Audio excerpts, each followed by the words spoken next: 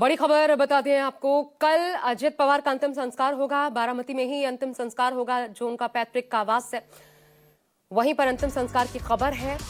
बारामती अस्पताल में फिलहाल अंतिम दर्शनों के लिए 4 बजे ही अंतिम दर्शनों के लिए उनके पार्थिव शरीर को रखा गया है। इसके बाद कल और देखिए, ये विडंबना कहा जाए, संयोग कहा जाए कि बारामती जो उनकी कर्म भूमि रही, वहीं पर आखिरी विश्राम भी होगा। बारामती के काटेवाड़ी में उनका अंतिम संस्कार होगा। सूखे से जूझते बारामती को ये अजित पवार ही थे जिन्होंने औद्योगिक हब के रूप में डेवलप किया और इसलिए उनको बारामती का बेटा कहा जाता है। उनको बारामती में बड़े भाई का दर्जा दिया है वहां के युवाओं ने, वहां के लोगों ने, और इसलिए आज बारामती के आंसू थमने का नाम नहीं ले रहे। ये तब की तस्वीरें हम आपको दिखा रहे हैं जब मुख्यमंत्री देवेंद्र फडणवीस पहुंचे।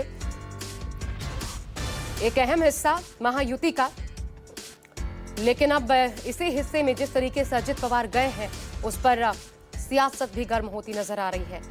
उनके असामयिक निधन को लेकर जिस तरीके से ये निधन हुआ, जो परिस्थितियां बनी, जो लैंडिंग की इजाजत पहल नहीं दी गई, इन तमाम चीजों को लेकर राजनीति भी देखने को मिल रही है, जांच की मांग भी उठ रही है।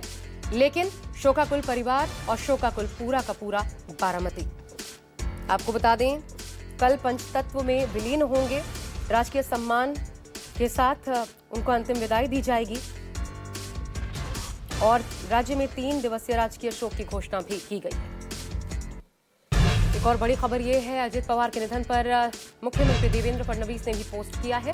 उन्होंने इसे दुखद और निजी क्षति बताया है। उन्होंने कहा, बड़े दिल वाले शख्स थे अजित पवार। तो भले सरकार में ही रहते, कई बार उन्होंने ऐसे बयान भी दिए जिससे आईना दिखाने का काम एक तरीके से कर दिया। जब उनके ऊपर घोटाले के आरोप और फिर सरकार का ही हिस्सा हूं, ये बयान भी उनका सामने आया। एक खूबी अजित पवार की ये थी कि खुले दिल के इंसान थे, जो मुंह में आता था बेधड़क। ऐसे ही उनकी पॉलिटिक्स रही थी, चाहे वो सरकार का ही हिस्सा रहे हों, महायुति का हिस्सा रहे हों, लेकिन अपनी ही सरकार पर प्रश्न उठाने से भी नहीं चूके। कई बार इसकी वजह से महायुति संकट में भी पड़ी, लेकिन इसके बावजूद जो दिल में वो जुबान पर, ऐसी प्रवृत्ति के अजित पवार थे। चाहे वो सामने वाले को बुरा लगे, अच्छा लगे, लेकिन जो हकीकत वो महसूस करते थे वो कह डालते थे, चाहे फिर वो अपने मतदाताओं के ही बीच क्यों ना हो।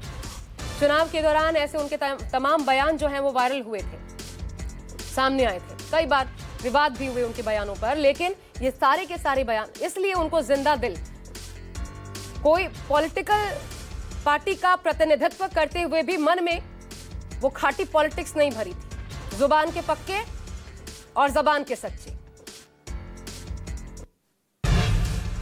इधर आपको एक और बड़ी खबर बता दें।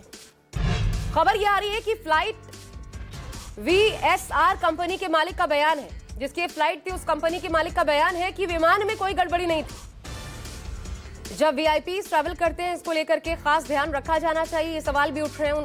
तो कंपनी की तरफ से कहा गया है, VSR कंपनी की विमान में कोई टेक्निकल फॉल्ट, किसी प्रकार की कोई खामी नहीं थी, बिल्कुल सुरक्षित था विमान। अब यही जांच का विषय है। आखिर दौर में वो जो ब्लैक बॉक्स जो है वो जब मिल पाएगा, उसके बाद ही स्पष्ट हो पाएगा कि क्या हुआ था। सुनिए।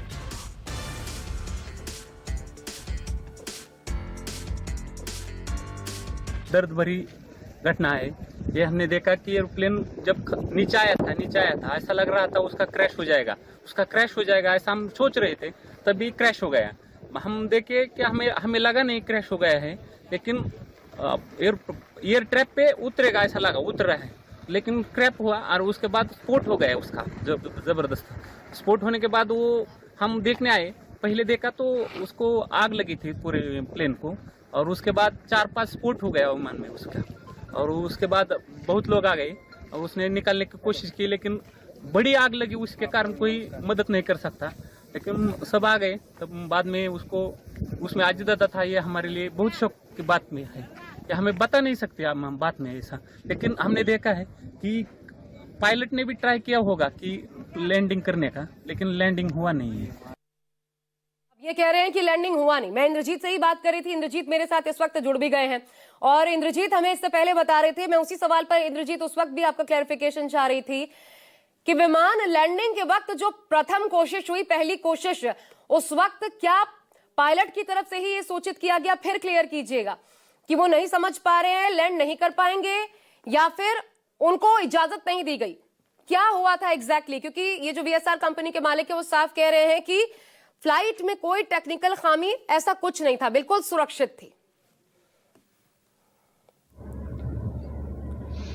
आशा, ये एकदम छोटा एयरपोर्ट है और यहाँ पर एक जो एकेडमी का इंस्ट्रक्टर होता है, जो पायलट रेंज का होता है, उससे जो पायलट होता है वो कोऑर्डिनेट करता है। उसने जो कहा था उसके मुताबिक लैंडिंग के लिए जो कंडीशन है वो अच्छी है, मौसम ठीक है, इसके अलावा विजिबिलिटी अच्छी है, लैंड कर सकते हैं। इसके बावजूद बताया जाता है कि जब पहली बार पायलट ने कोशिश की लैंडिंग की तब उसको रनवे नहीं दिखा। इसके बाद दूसरी बार जब वो कोशिश की है तब शायद कन्वर्सेशन में ऐसा बोला गया है कि वो रनवे दिख रहा है और मैं लैंड करने की कोशिश कर रही हूँ, ऐसा कन्वर्सेशन है। और इसके बाद जब लैंड हुआ तो क्रैश लैंडिंग होती है।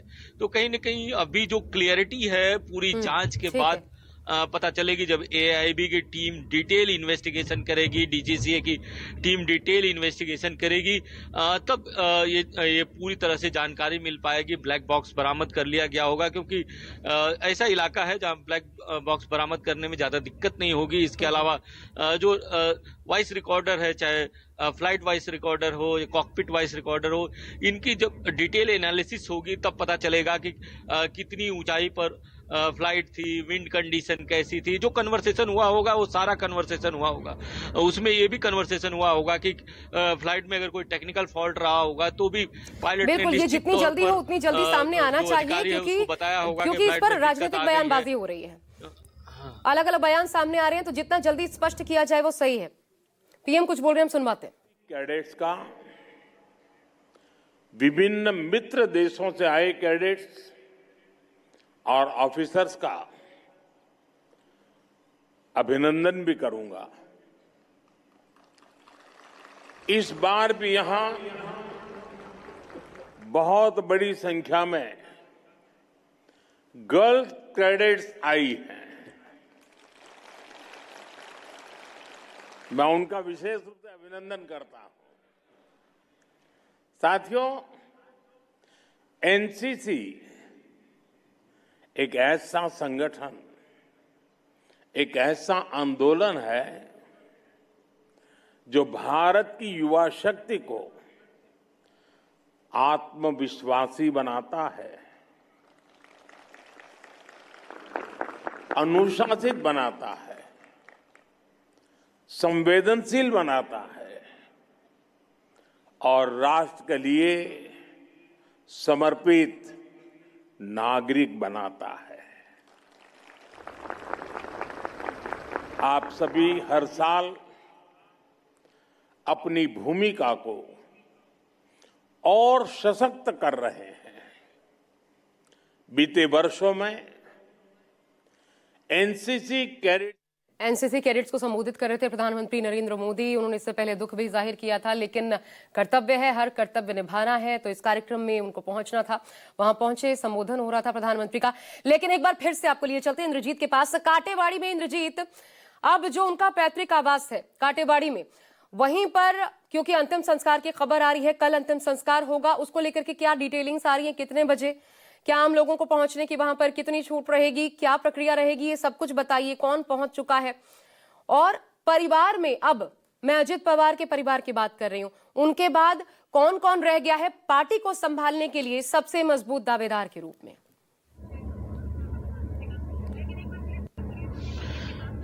देखिए, अगर उनके पार्टी के दावेदार की बात करें तो अभी प्रेजेंट में जो कार्यकारी अध्यक्ष हैं वो प्रफुल्ल पटेल हैं। निश्चित तौर पर जो जिम्मेदारी होगी तत्काल में वो संभालेंगे, लेकिन आगे चल के परिवार को ही जिम्मेदारी संभालनी पड़ेगी, क्योंकि प्रफुल्ल पटेल के साथ इतने सारे नेता नहीं रह पाएंगे। निश्चित तौर पर वो जो नेता हैं वो शरद पवार को नेता मानते थे, इसके अलावा उसके बाद अगर किसी को नेता मानते थे तो अजित पवार को नेता मानते थे। तो इसके लिए परिवार से किसी को आगे आना पड़ेगा। अजित पवार के परिवार में उनकी जो पत्नी है सुनेत्रा पवार, वो राज्यसभा सदस्य हैं। इसके अलावा उनके दो बेटे हैं, पार्थ पवार हैं, इसके अलावा जय पवार हैं, दो बेटे हैं।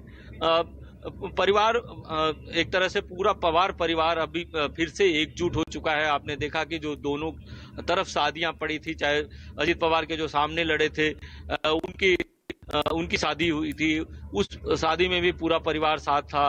अजित पवार के बेटे की शादी हुई, उस शादी में भी पूरा परिवार साथ था। तो कहीं ना कहीं अब पूरा परिवार एक हो चुका है। अच्छा, ये मर्जर की बातें कितनी सही है, किस हद तक हो चुकी थी और कब तक संभव था कि पूरी तरीके से पार्टी एकजुट हो जाती?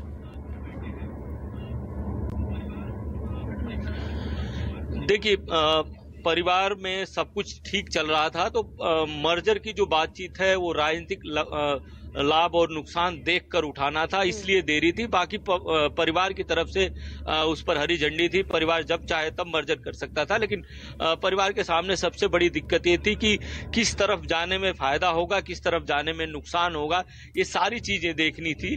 शायद यही कारण है कि मर्जर इतना जल्दी नहीं होता। अगर अजित पवार आज जिंदा भी रहते, देखिए कि कितनी बड़े कार्यकर्ताओं का हुजूम हॉस्पिटल के आसपास पहुंचा है और एक नारा दे रहा है, परत या, मतलब कि आप वापस आइए, वापस आइए। कितने लोग रो रहे हैं, चिल्ला रहे हैं, संवेदना व्यक्त कर रहे हैं। तो आप समझिए कि कितना बड़ा कद था अजित पवार का। तो परिवार में कोई दिक्कत नहीं होगी। मुझे लगता है कि परिवार जब एक होगा तो सुप्रिया सुले ही पूरे जो परिवार की जो अगली कतार की नेता होंगी वही सर्वमान्य नेता होंगी। और मुझे नहीं लगता कि दोनों परिवारों में कोई दिक्कत आएगी, क्योंकि परिवार क्योंकि अब अजित पवार नहीं रहे तो परिवार को भी एक अभिभावक के तौर पर संभालेंगे शरद पवार, सुप्रिया सुले। राहुल पांडे भी मेरे साथ, मेरे सहयोगी जुड़ रहे हैं। राहुल, एक सीधा सवाल आपसे ये कि ये जो राजनीतिक अभी से बयानबाजियां सामने आ रही है उसमें वीएसआर कंपनी की तरफ से या फिर जो भी डिटेलिंग्स है कि कैसे क्या हुआ एग्जैक्टली, वो जल्द से जल्द सामने आए तो वो बेहतर रहेगा, क्योंकि ये होना नहीं चाहिए अभी दुख की घड़ी में। लेकिन इस पर एक तो मत क्या है बाकी सियासी पार्टियों की तरफ से, शिवसेना और उद्धव ठाकरे, चाहे संजय राउत, आदित्य ठाकरे वो भी क्या पहुंच रहे हैं, उनके बारे में क्या जानकारी है? दूसरा ये बताइएगा, महाराष्ट्र की पॉलिटिक्स में अजित पवार के जाने के मायने क्या?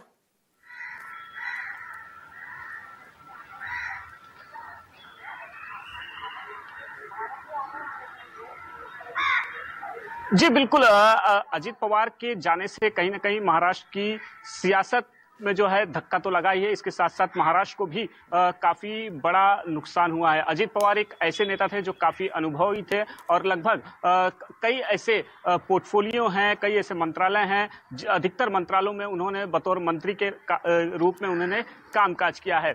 अजित पवार के जाने से निश्चित तौर पर महाराष्ट्र और महाराष्ट्र की राजनीति को बहुत बड़ा झटका लगा है और ये हर कोई जो है वो जानता है। सुबह महाराष्ट्र के उप मुख्यमंत्री देवेंद्र एकनाथ शिंदे ने भी कहा कि वो मेरे से उम्र में भी बड़े थे, इसके साथ साथ उनका जो राजनीतिक अनुभव है वो जो है वो मेरे से भी कहीं ज्यादा था।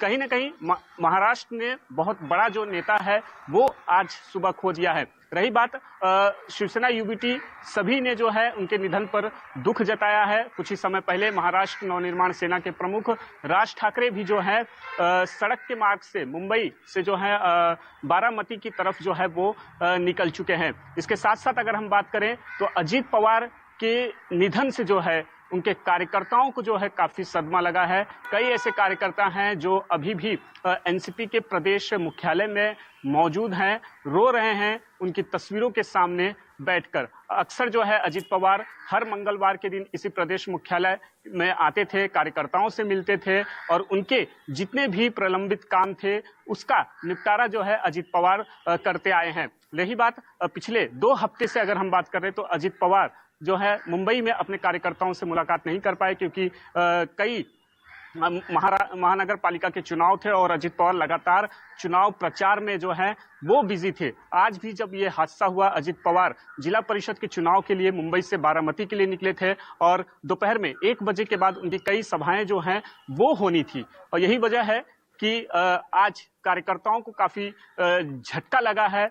उनके ऊपर जो है दुखों का पहाड़ टूटा हुआ है। खास करके लाडली बहन योजना की जितनी भी लाभार्थी महिला हैं, एनसीपी के जो कैडर के जितने भी महिलाएं हैं, पदाधिकारी हैं, कार्यकर्ता हैं, उन्हें जो है इसका दुख जो है वो ज्यादा हो रहा है, क्योंकि लाडली बहन योजना ने भले ही मुख्यमंत्री तत्कालीन मुख्यमंत्री एकनाथ शिंदे के कार्यकाल में इसे लागू किया गया था महाराष्ट्र सरकार द्वारा, लेकिन उसे जमीनी स्तर पर लागू करने में अजित पवार की एक अहम भूमिका रही है। महिला बाल विकास सबसे मंत्रालय अहम जो होगा था, ये देखना कि वो भविष्य की अजित राजनीति पवार में के साथ एनसीपी क्या मोड़ लेती है, उसका क्या होने वाला है, क्योंकि शरद पवार वो कितना संभाल पाएंगे अब भी, सुप्रिया सुले का क्या रोल रहेगा यहाँ पर, क्योंकि अगर अजित पवार की पार्टी की बात की जाए, उनके अपने परिवार की बात की जाए, सुनेत्रा पवार या फिर बेटे अनुभव की भारी कमी, तो ऐसे में आगे क्या होगा।